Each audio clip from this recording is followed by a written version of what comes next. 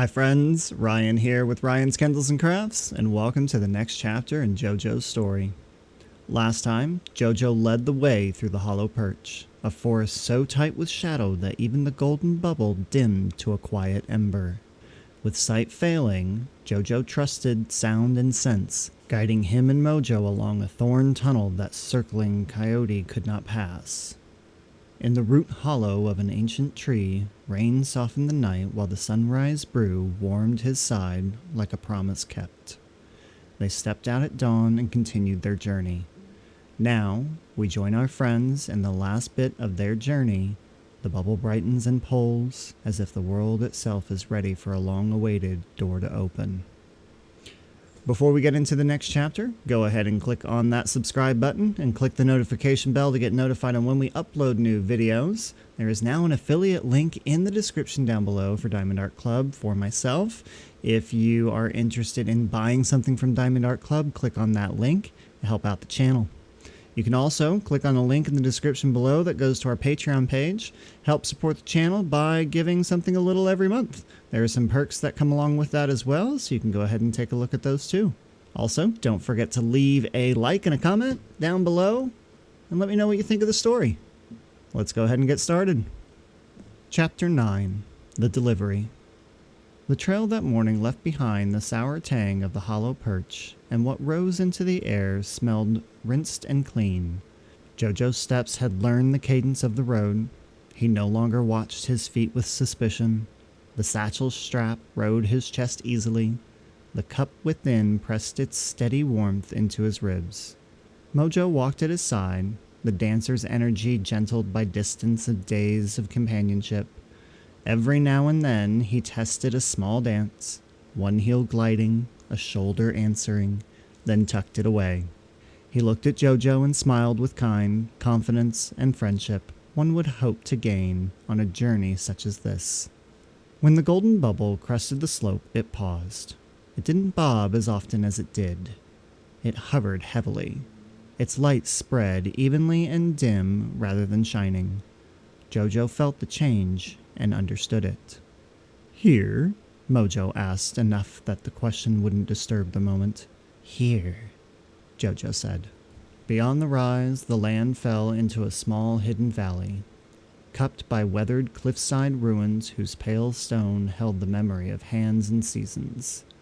A shepherd's cottage had nestled itself where the rock made a windbreak and a thin line of trees offered shade. A lantern hung from a hook by the door. The air stood as still as stiff piece of straw, so quiet in fact you could probably hear a pin drop. Jojo's throat tightened. He had imagined this moment, of course, on the bridge, under the lanterns, in the thorn tunnel while rain came down upon them in the hollow. But imagining is a different road than arriving. What if he faltered on the final step? What if his hand shook too much? Or he said the wrong words? What if the cup somehow cooled and he hadn't noticed? The bubble brightened, not an encouragement so much as an acknowledgement. It had brought him as far as it could. The rest was his. Mojo nudged his wing, a touch so gentle it could have been a breeze. "Courage has a habit of being quiet until it's called," he murmured. "Call it now." Jojo breathed. The breath didn't make his fear vanish as he had hoped. He adjusted the strap, felt the familiar weight of the satchel, and walked down into the valley. The door of the cottage opened before he could knock. An older bird stood in the frame, tall, though slightly stooped from long days and longer nights. Their feathers had dulled the way color fades in tapestries that had seen too much sun, but the fading hadn't stolen the pattern, only softened it. Around their eyes, the skin folded into lines learned from squinting into distance and smiling at things that deserved smiles. Those eyes were tired in ways that sleep alone could not fix. They took in Jojo with a glance and started as a surprise and unraveled into something gentler. "You?" they said, not unkindly. "Miss Brindle sent the youngest courier beyond the gate?" Jojo's beak wanted to apologize for being small, for being young, for being afraid sometimes. Instead, his wings did what they were trusted to do. He unfastened the satchel's clasp and drew out the silver-lidded cup, its sides gilded faintly by the heat behind them. The lid's pattern, sun rays etched into metal, seemed to carry actual dawn in its lines.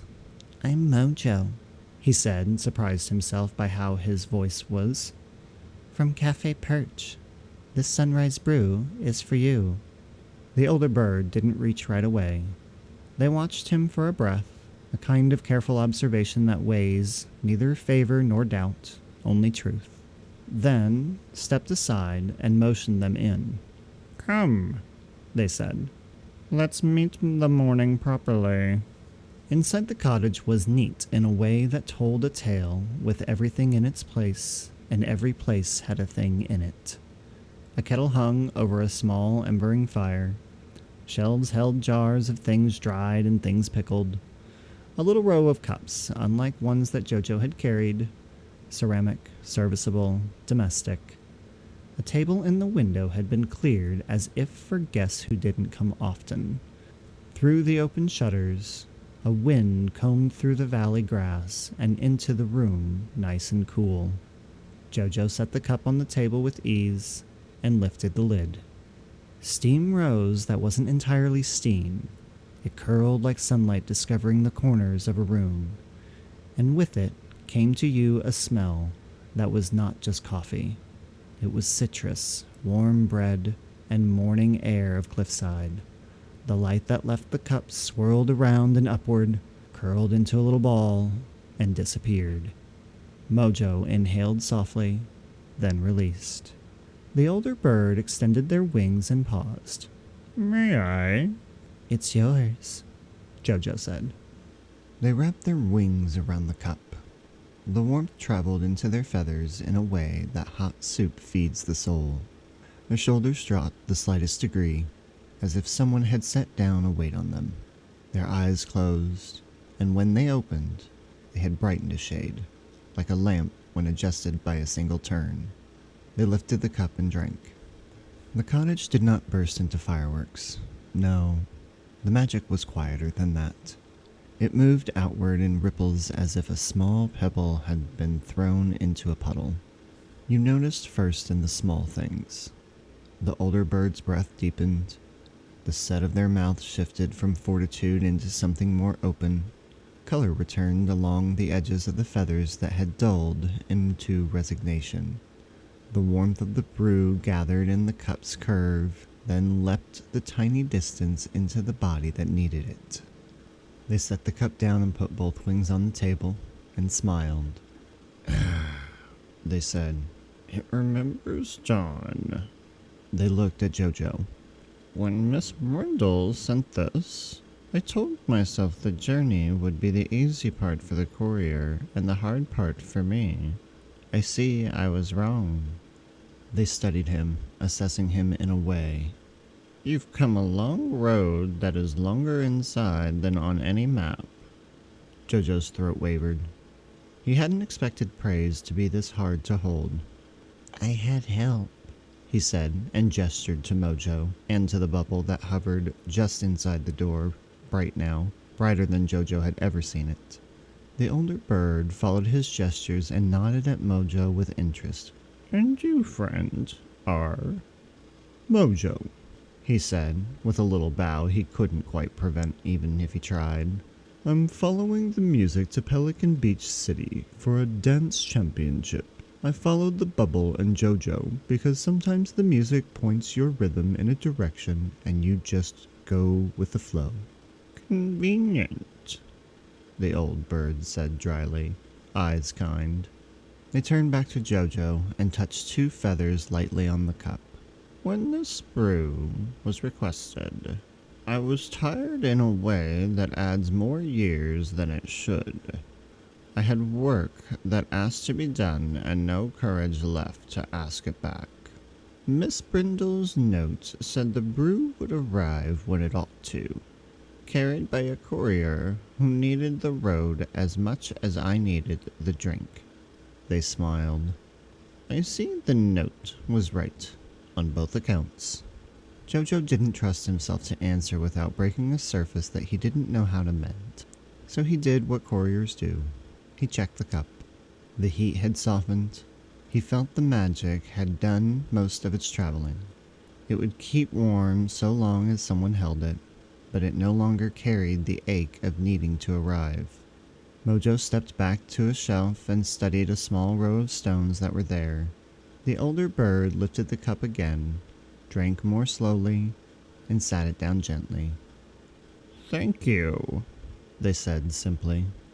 "Not for the coffee alone, or for the miles under it, but for the choices between steps. Those are what wear or mend the soul." They looked to the bubble. "Your guide has kept its promise well." At that, the bubble gave a small flare and began to dim. It drifted toward the open window on a draft and paused as if to take a last look. Jojo's stomach clenched. He stepped without meaning to, a wing half lifted to try and stop it. The older bird noticed. "It's not leaving," they said gently. "It's a bow. The part of the road that needed that light is finished. The part that needs yours is about to begin." Jojo stood very still. The panic that rose was not the old terror that made everything feel like a cliff. It was grief's younger cousin, the one that arrives when a good thing changes shape. He let it be. The bubble pulsed once more. A farewell, a thank you, you know the way, and thinned until it was no longer a circle but a wash of brightness on the window frame, then even became ordinary daylight. Jojo exhaled, not empty, but remade. The room felt larger, or perhaps he did. Mojo broke the quiet with a soft clap of his wings, as if concluding a dance move that landed exactly where it meant to.